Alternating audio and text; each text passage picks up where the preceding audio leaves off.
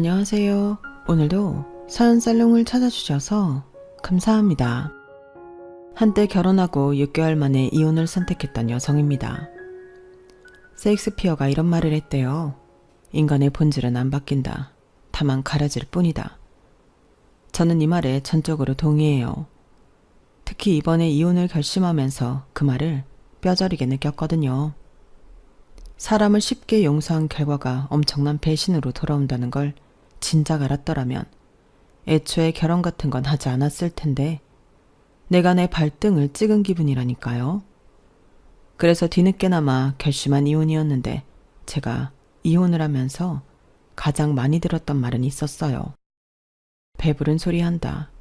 한마디로 네 주제에 그 정도면 결혼 잘한 거지. 무슨 욕심이 그렇게 많아서 이혼을 하냐는 의미일 거예요. 도대체 무슨 근거로 제가 결혼을 잘했다고 생각하는 건지 잘 모르겠지만요. 아무튼 혼자 벙어리 냉가슴 앓기 싫어서 이렇게 공개적으로 제 남편과 시댁의 만행을 고발하려 합니다. 저는 딸만 둘인 집에 둘째 딸로 태어났어요.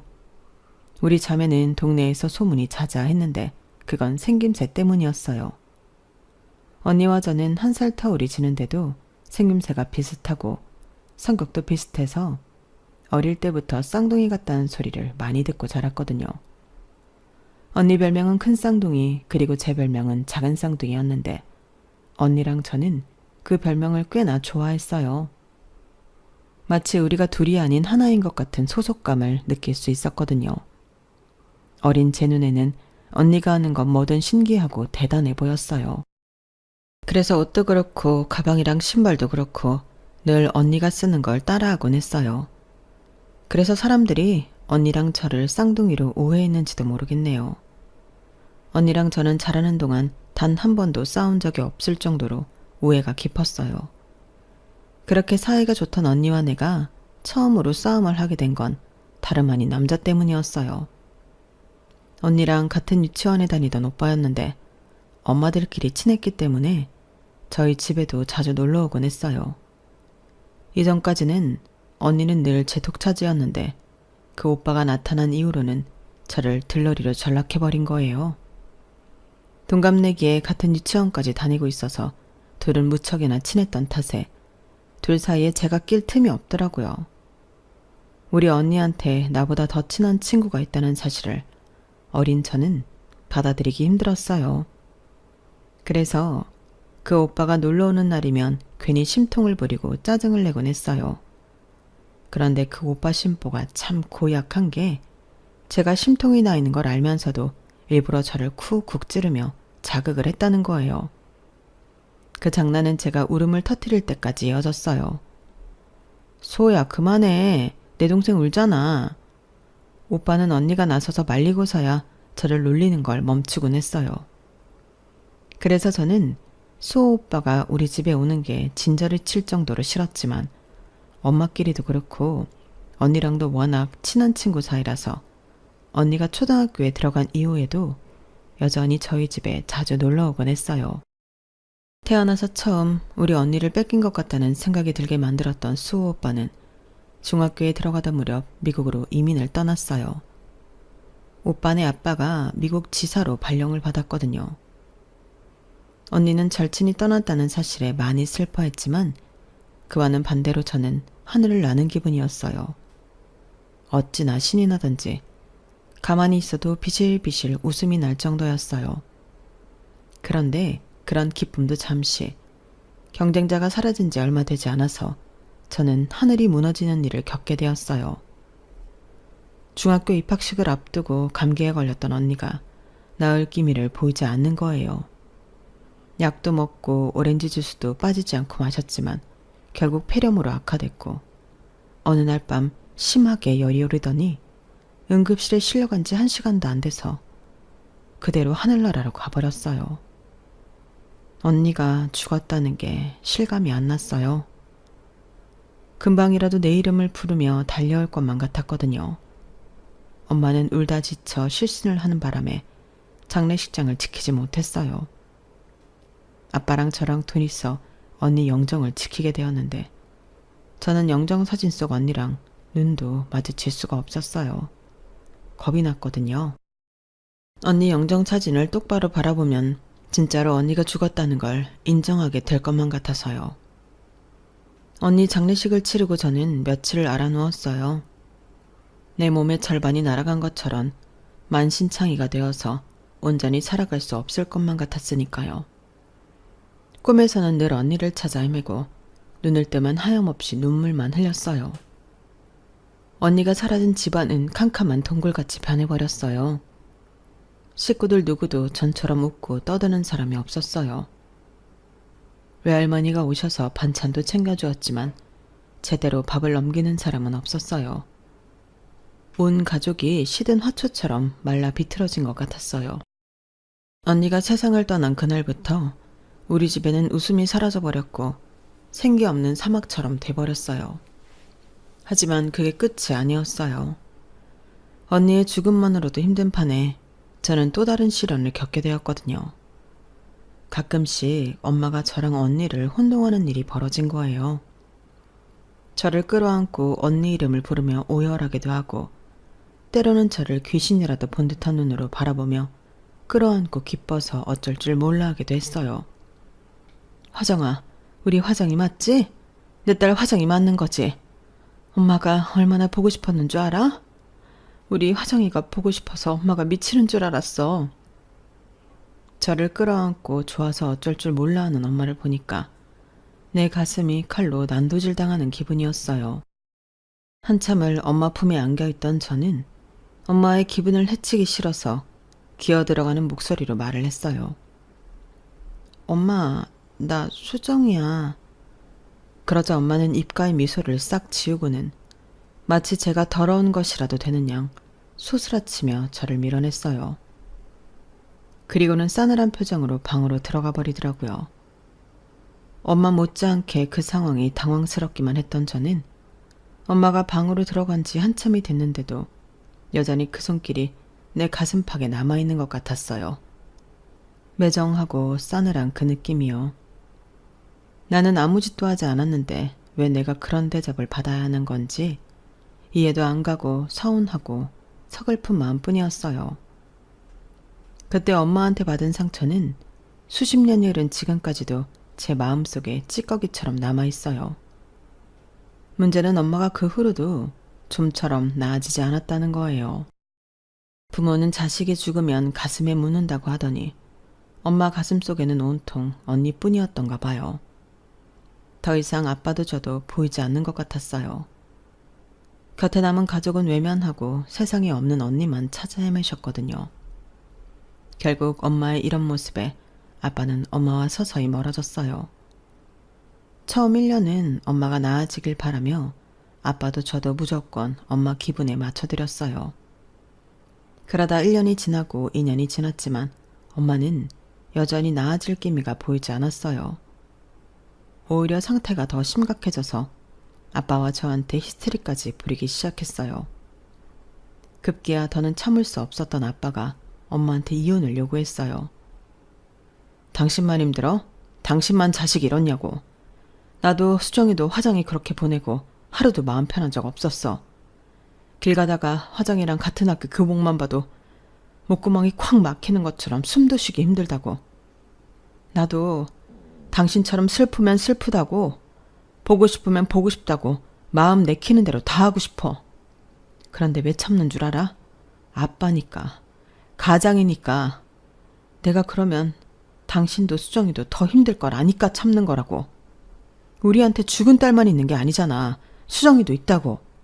지 언니 잃고 어린 게 부모 앞에서 힘든 티 안 내려고 노력하는 게 뻔히 보이는데 부모인 내가 어떻게 티를 내겠어. 당신도 엄마잖아. 남아있는 자식이라도 품고 살 생각을 해야지. 왜 죽은 자식만 붙들고 사느냐고. 나도 이제 지쳤어. 더는 당신이랑은 못 살겠으니까 우리 헤어지자. 수정이는 내가 키울게. 어차피 당신한테 보내봤자 제대로 키우지도 못할 테니까. 그렇게 부모님은 제가 중학교 2학년이 되자마자 이혼을 하셨어요. 그 바람에 새학기가 시작된 지 한 달도 안 된 상황에 저는 전학을 가게 되었어요. 원래 살던 집에서 그대로 살 수도 있었지만 아빠가 반대를 하셨거든요. 언니의 흔적이 남아있는 집이기도 하고 동네 사람들이나 학교에서도 우리 집 사정을 다 알고 있는 처지라 아무래도 제가 전처럼 생활하기 힘들 거라고 생각해서 그런 결정을 내리신 거예요. 전학간 학교에서는 저희 집이 이혼 가정이라는 것만 알 뿐 세세한 사정은 모르니까 차라리 편하긴 했어요. 대신 교우 관계도 그렇고 모든 걸 다 새로 시작해야 한다는 게 문제였지만요. 새로 이사 온 집도 그렇고 아빠랑 둘이 살게 된 것도 그렇고 새로운 동네, 새로운 학교, 새로운 친구들 모든 게 다 낯설었지만 오히려 그래서 전보다 살만했어요. 내 숨통을 막고 있던 커다란 바위가 더는 느껴지지 않았거든요. 이젠 그냥 다 잊고 나만 생각할 수 있을 것 같았어요. 언니랑 엄마한테 더는 죄책감 느끼지 않고 살고 싶어졌거든요. 아빠가 이혼을 결정한 것도 제가 그러길 바라서였을 거예요. 그래서 길을 쓰고 살기 위해 발버둥을 쳤어요. 그 결과 성적도 많이 오르고 학교에 적응도 금방 할 수 있었어요. 아빠는 언니가 살아있을 때처럼 제게 살갑지는 않으셨지만 그래도 부모로서 최선을 다하려고 노력하시는 것 같았어요. 모르긴 해도 아빠도 나처럼 부단히 노력하고 있다는 걸 알 수 있었거든요. 우리 집은 전보다 많은 게 자유로워졌지만 딱 하나 금기어가 생겼어요. 누가 먼저 그러자고 한 건 아니었지만 아빠도 저도 언니랑 엄마에 대한 얘기는 꺼내지 않게 되었거든요. 비록 단란했던 우리 집은 2년 사이에 산산조각이 나버렸지만 그 안에서도 희망은 있고 살아가야 할 의미가 있다는 걸 알게 됐어요. 산 사람은 살아야 한다. 잔인하지만 이보다 현실적인 말도 없다는 걸 누구보다 뼈저리게 느끼며 살았어요. 그 결과 남들이 부러워할 만한 대학도 들어가고 평범한 사람들처럼 연애도 하고 실현도 하면서 남들같이 살 수 있었어요. 그리고 첫 직장에 입사해서 미래의 내 남편도 만나게 되었어요.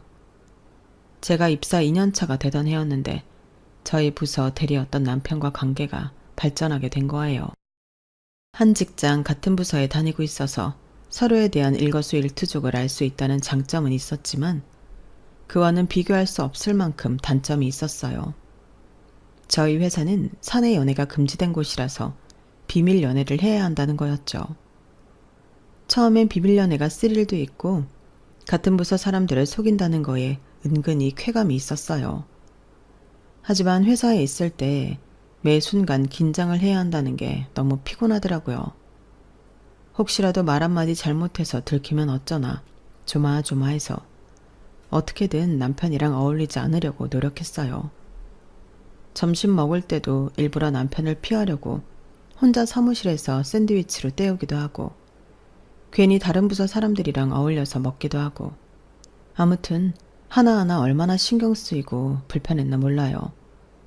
근데 그러던 와중에 생각지도 못한 상황이 벌어진 거예요. 뭐? 임신? 확실한 거야? 테스터로 3번이나 확인했는데 전부 두 줄이었어. 내일 반차 내고 병원에 가보려고. 만나는 동안 결혼 얘기가 없었던 건 아니지만 그렇다고 진지하게 결혼 계획을 세웠던 것도 아니었어요. 그저 막연히 우리 결혼하면 저런 집에서 살까?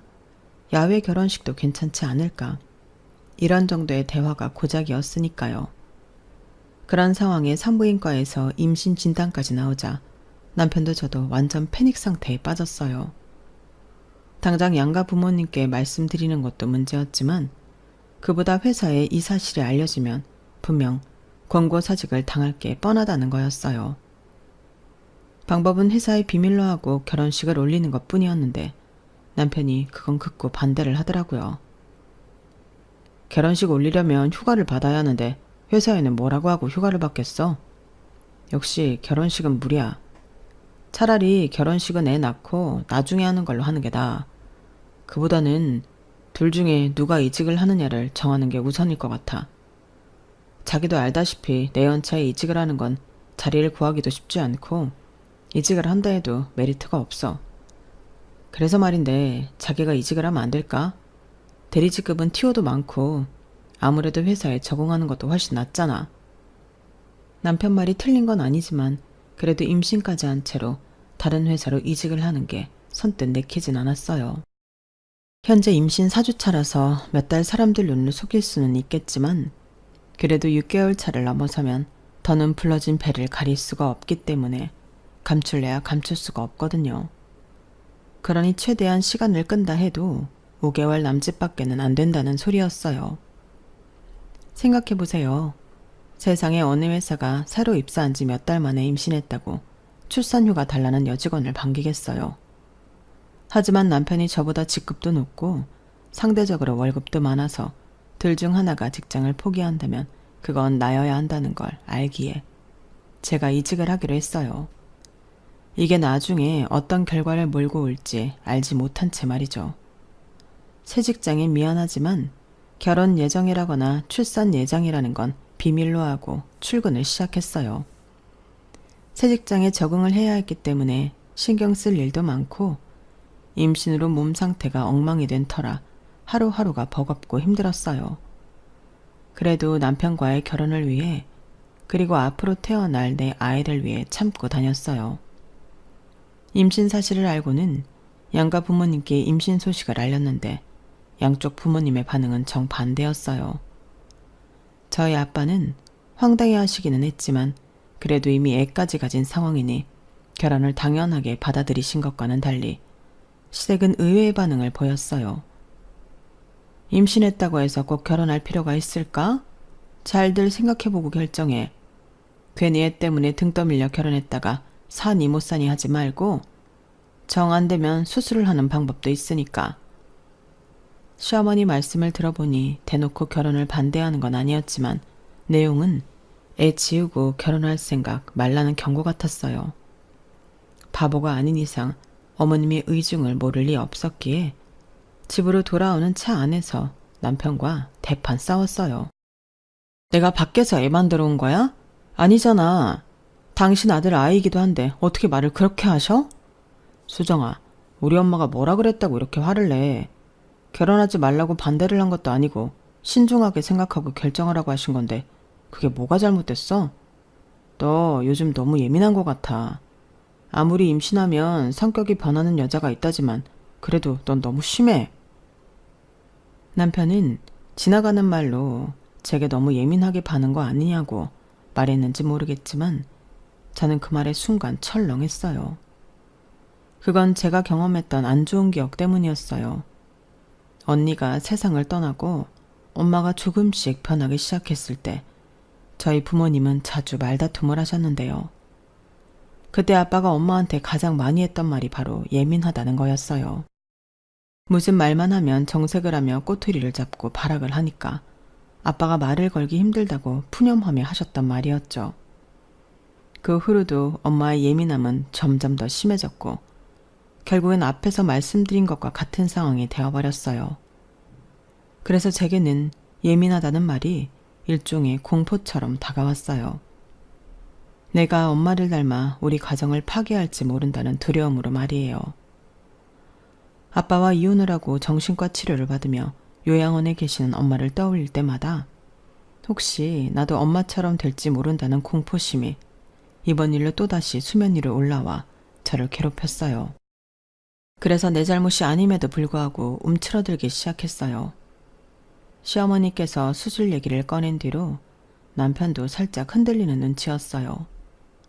말로는 남들 앞에서 축복받는 결혼식이 낫지 않겠냐며 지금 이런 식으로 결혼을 하면 식도 당장 올릴 수 없고 아이를 낳을 때 출산 휴가를 받아야 하는 저로서는 회사에 안 좋은 이미지를 줄 수밖에 없다고 했지만 그게 결혼을 미루려는 진심인지 아니면 다른 의도가 있는 건지 잘 모르겠더라고요.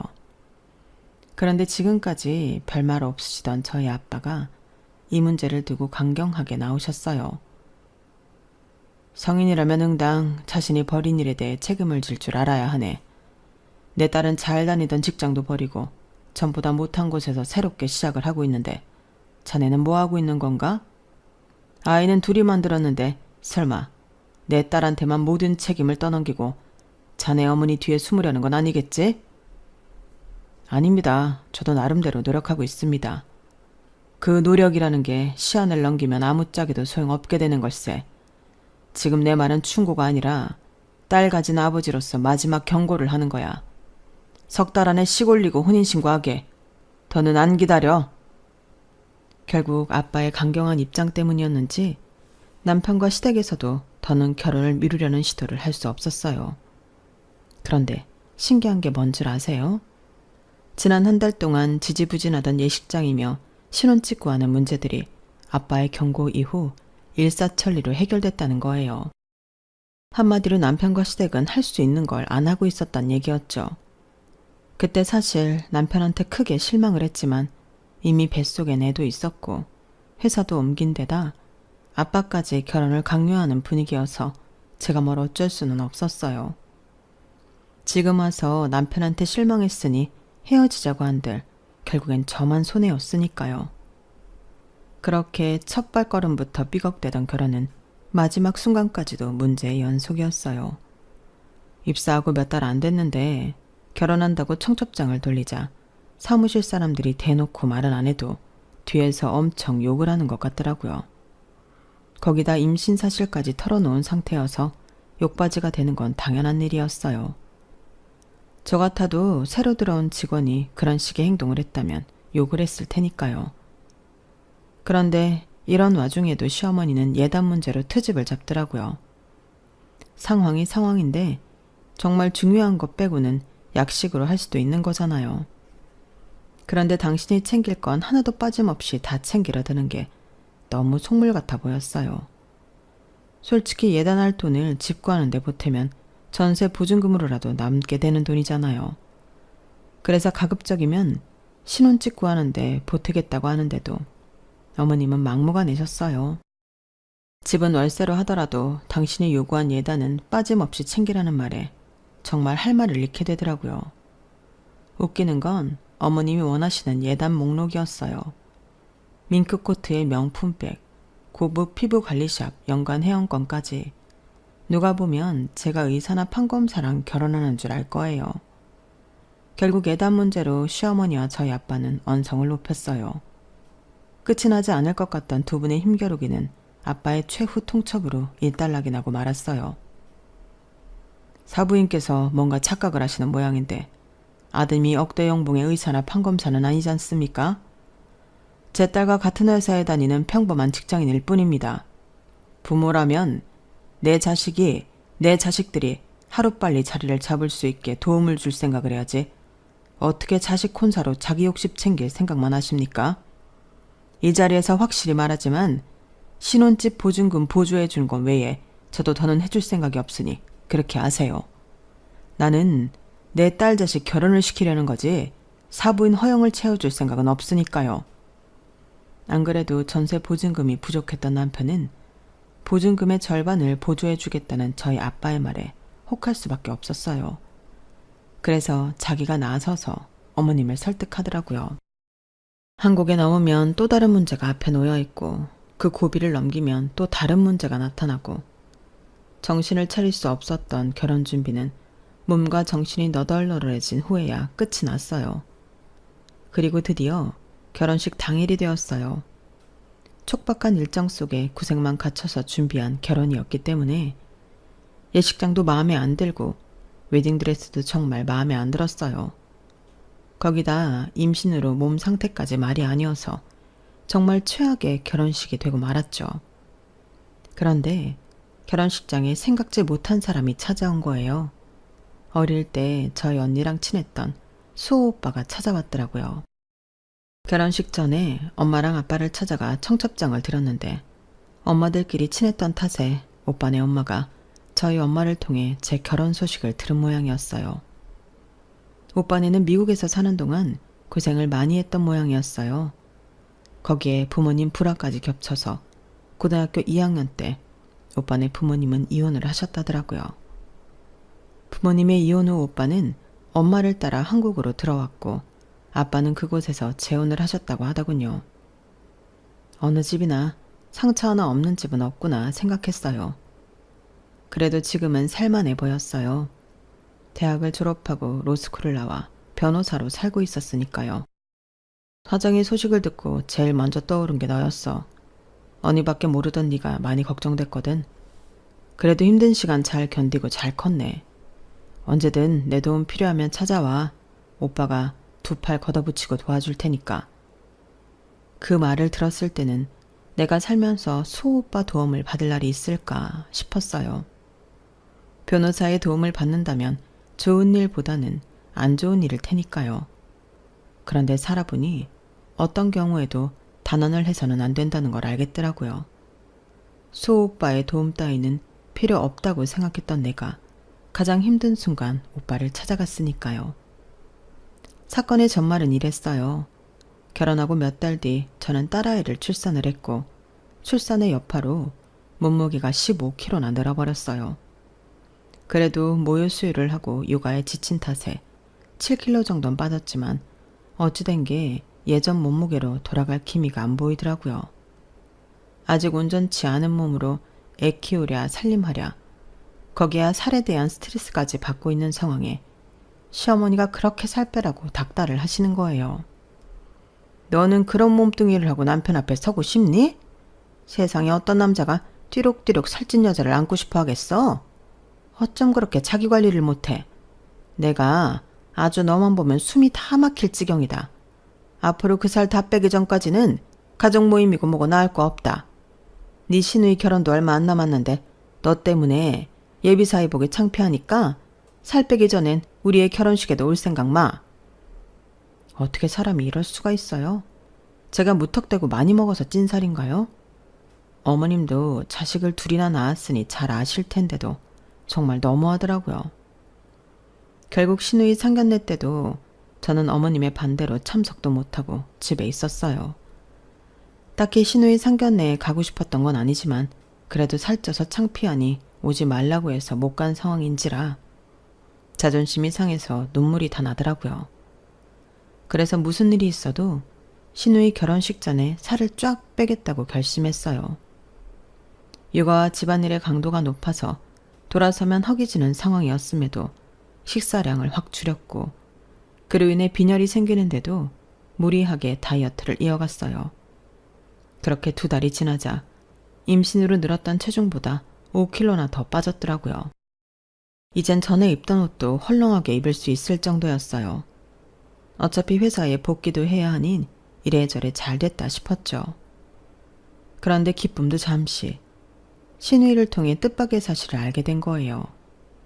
시누이가 결혼 준비를 하면서 얘랑 싸웠다며 낮 시간에 하소연을 하러 저희 집에 왔었는데 한참 얘랑 흉을 보던 중에 실수로 이런 말이 나온 거예요.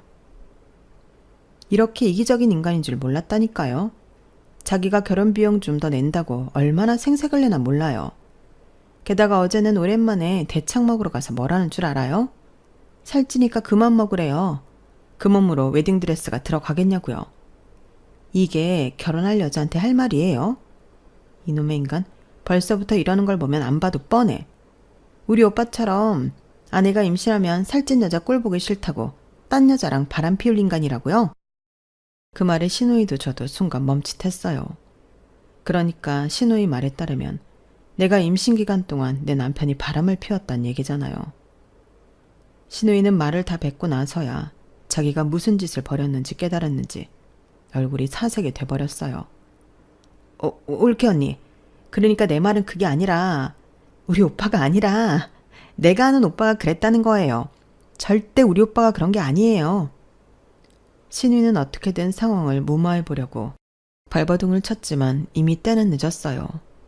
아가씨, 됐으니까 하던 얘기나 계속 해봐요. 그이가 누구랑 언제부터 바람을 피웠다는 거예요? 오빠랑 어머님한테는 비밀로 해줄 테니까 얘기해요. 안 그러면 이 자리에 그이 불러서 삼자대면 할 거니까. 겁에 질린 시누이는 결국 모든 사실을 이실직고했어요. 남편의 불륜 상대는 다름 아닌 직장 후배라고 하더군요. 그것도 제가 직접 일을 가르친 후배였어요. 남편이 제 임신 사실을 알고 그렇게 저를 회사에서 나가게 하려고 했던 게 바로 그런 이유였던 거예요. 그때 이미 남편은 양다리를 걸치고 있었거든요. 그런데 더 저를 화나게 했던 건 이런 사실을 어머님도 알고 있었다는 거였어요. 어머님이 저희 결혼에 대해 회의적이었던 것도 제가 아닌 그 여자를 며느리로 드리고 싶어서 그랬던 거더라고요. 그 여자 아버지가 그 회사 전무인데 아무래도 돈 있는 집 며느리를 드리고 싶었던 거예요. 그럼에도 끝까지 결혼을 반대할 수 없었던 건 저희 아빠의 강경한 태도 때문이었어요. 당시 저희 아빠는 내 딸을 책임지지 않으면 네 인생도 같이 개박살 내주겠다는 식이었거든요. 그렇게 되면 전무 딸과의 결혼이 문제가 아니라 회사에서도 쫓겨날 상황이 되니 최선보다는 차선을 선택했던 거죠. 제가 출산을 하고 육아와 집안일로 그렇게 버거워하는데도 남편은 회사 일을 핑계로 늘 밤늦게야 들어왔어요. 게다가 툭하면 출장까지 생겨서 2박 3일씩 집을 비우는 날도 많았고요. 지금 와서 보니 그게 다 외도를 위해 개수작을 부린 것 같지만요. 올케 언니, 정말 오빠랑 엄마한테는 비밀로 해야 돼요. 안 그럼 저 죽어요. 그리고 기왕 이렇게 된 거 솔직하게 다 말할게요. 엄마가 언니 괴롭히는 거요. 그거 오빠랑 이혼시키려고 그러는 거예요. 언니 내보내고 예림 언니를 며느리로 드리려고 하더라고요. 언니가 살 안 뺐으면 내 결혼식에도 언니 대신 예림이 언니가 참석하게 됐을 거예요. 우리 엄마지만 왜 그러는지 나도 모르겠어요. 아니, 손녀딸까지 낳은 며느리가 버젓이 있는데 어떻게 그런 생각을 해요? 내가 엄마 딸이긴 하지만 정말 우리 엄마 같은 시어머니 만날까봐 무섭다니까요. 철없는 시누이 덕분에 아직 일어나지 않은 시어머니의 계획까지 알아버린 저는 이대로 가만히 있을 수가 없었어요. 앞으로도 어머님은 무슨 핑계를 대서라도 저를 내쫓으려고 할 게 뻔했으니까요. 가만히 앉아서 당하느니 선제 공격을 하는 게 낫겠다 생각했어요. 그래서 시누이가 돌아간 뒤 수호 오빠한테 전화했어요. 아무래도 이런 일엔 변호사만큼 상황 정리를 잘할 사람이 없다고 생각했거든요. 제 상황을 전해들은 오빠는 저만큼이나 엄청 화를 내더라고요. 그래서 이혼할 결심은 선 거야? 일단 이혼을 할 건지 아닌지부터 결정해야 계획을 짤 수가 있어. 너 어떻게 할 거야? 설마 이런 놈이랑 같이 살 생각은 아닌 거지? 무슨 소리야. 난 이 인간 절대 용서 못해. 내가 받은 상처에 10배, 100배로 돌려주고 싶다고. 그렇게 저는 이혼을 전제로 남편에 대한 복수를 준비했어요. 먼저 남편이 출장을 떠났던 날과 남편의 카드 내역서를 비교해 그 인간이 그 시기에 서울에 있었다는 걸 밝혀냈고, 사무장님의 도움을 받아서 남편이 내연녀와 외도를 하는 사진을 모았어요. 그 밖에도 전 직장 동료들을 통해 두 사람의 스케줄을 체크하고 뒤를 받기도 했고요. 제게 필요한 충분한 자료가 다 모이자 본격적으로 법적 소송에 돌입했어요. 생각 같아선 회사의 두 사람이 불륜을 저지른 걸 회사 사람들한테 떠벌리고 싶었지만 그렇게 되면 오히려 제가 가해자가 되어 법적 제재를 받게 되더라고요. 그래서 수호 오빠가 생각한 건 월급 차압이었어요. 남편과 상간녀 직장에 급여 채권을 압류하는 형식으로 두 사람이 불륜을 저질렀다는 걸 간접적으로 알린 셈이었죠. 그러자 금세 반응이 오더라고요. 상간녀의 아빠가 그 회사 전무라서 이런 사실이 귀에 들어가면 남편은 그 바닥에서 완전 아웃이거든요. 아주 발등에 불 떨어진 놈마냥 회사 일도 내팽개치고 집으로 달려왔어요. 여보, 나 좀 살려줘. 내가 죽을 죄를 졌으니까 제발 압류 좀 풀어줘. 당신이 하라는 대로 뭐든 할 테니까 제발. 내가 왜? 넌 네 새끼가 뱃속에 있을 때부터 아무런 자책 없이 바람피운 놈인데 내가 왜 그런 개새끼를 위해서 기껏 돈 들여 압류해 놓은 걸 풀어줘야 되는데? 싫어. 너나 그년이나 망실살 제대로 뻗칠 때까지 그대로 둘 거야. 전무님 아시면 아주 볼만하겠다. 애지중지하는 외동딸을 어디서 굴러먹던 개뼈다귀 같은 게 상간녀로 만들었으니 말이야. 아, 이참에 너랑 그년이랑 전무님까지 손잡고 퇴사하면 되겠네. 아내랑 자식 두고 바람핀 놈이랑 결혼한 사실을 알면서도 네 놈이랑 놀아난 년이랑 딸 자식 교육 잘못시킨 전무님까지 아주 볼만하겠는걸? 난 목에 칼이 들어와도 압류 안 풀어줄 거니까 내 앞에 더러운 이 쌍판 들이밀지 마. 구역질 날 것 같아. 아, 그리고 니네 엄마한테도 전해. 괜한 남의 집 딸 괴롭힐 생각 말고 당신 아들 새끼 교육이나 잘 시키라고. 어떻게 엄마가 돼서는 바람난 아들 불륜을 돕고 나서니? 그러다 당신 딸 인생 개박살나면 그땐 어쩌시려고. 너랑 니네 엄마 우리 아빠 앞에서 무릎 꿇고 빌지 않으면 나 네 여동생 결혼식장에 가서 전단지 뿌릴 거야. 너랑 니네 엄마가 나한테 한 짓들 사진까지 첨부해서 말이야. 혹시 법적 처벌 운운하면서 못 오게 할 생각이라면 일찌감치 집어치우셔. 나 너한테 위조를 받아서 그 벌금 내면 그만이거든. 그러니까 여기서 질척거리지 말고 당장 니네 엄마한테 가서 전하라고. 서슬이 퍼렇게 악을 쓰는 내 앞에서 질질 짜던 남편은 그 길로 본가로 달려갔어요. 그리고 다음날 남편과 시어머니는 저희 아빠를 찾아가 무릎을 꿇고 싹싹 빌었어요. 어떻게든 전무님 모르게 일을 처리할 생각에 아주 전자동 로봇처럼 빠릿빠릿하게 움직이더라고요. 정작 저는 압류를 풀어주겠다고 한 적이 없는데 말이죠. 저는 수호 오빠를 제 전담 변호사로 내세워서 이혼 소송을 진행했어요. 양육권과 친권을 모조리 뺏어오고 남편과 내언녀한테서 위자료도 따로 받았어요. 집을 구할 때 제가 냈던 절반의 위자료까지 포함해 결국엔 남편은 몸만 빼서 본가로 들어가게 되었어요. 그 와중에도 시어머니는 돈 많은 집 딸이랑 재혼시키면 된다는 헛된 꿈에 부풀어 있었던가 봐요. 아니, 전무님이 바본가요? 자기 딸 꼬셔서 바람 피운 것도 모자라 회사에 쪽팔리게 소문까지 다 나게 만든 놈을 사위로 받아들이게요? 게다가 가진 것도 없고 한번 갔다 온 이혼남을요? 말도 안 되죠. 예전 동료를 통해 들어보니 전무님이 앞장서서 제 남편을 잘랐다고 하더라고요. 그 딸 역시 퇴사시키곤 미국으로 보내버렸고요. 그걸로는 분이 안 풀렸는지 남편이 다른 회사에 취직을 못하도록 각 회사 인사과에 이미 손을 써놨다고 하니 남편은 완전 뭐 된 거죠. 남편이 회사에서 잘리고 얼마 뒤 코로나로 인해 세계 모든 경제가 마비됐고 남편은 그 여파로 한동안 취직도 못하고 어머님 집에서 백수로 지냈어요. 지 꼴리는 대로 살다가 인생을 스스로 똥통에 쳐넣은 꼴이죠 뭐. 그리고 저는 코로나가 종식되고 이듬해 재혼을 했어요. 누구랑 했냐면요. 제 이혼 소송을 맡아주었던 수호 오빠랑 했어요. 오빠 하다가 아빠 된다더니 정말 그렇게 됐지 뭐예요. 우리 딸도 갓난아기 때부터 수호 오빠를 봐와서 그런가 제 친아빠로 알고 있어서 그 문제에 대해 어떤 게 딸아이를 위해 좋을지 아직은 판단이 안 서거든요. 그래서 당장 지금은 우리 가족한테 주어진 오늘의 행복에 집중하며 살 생각입니다.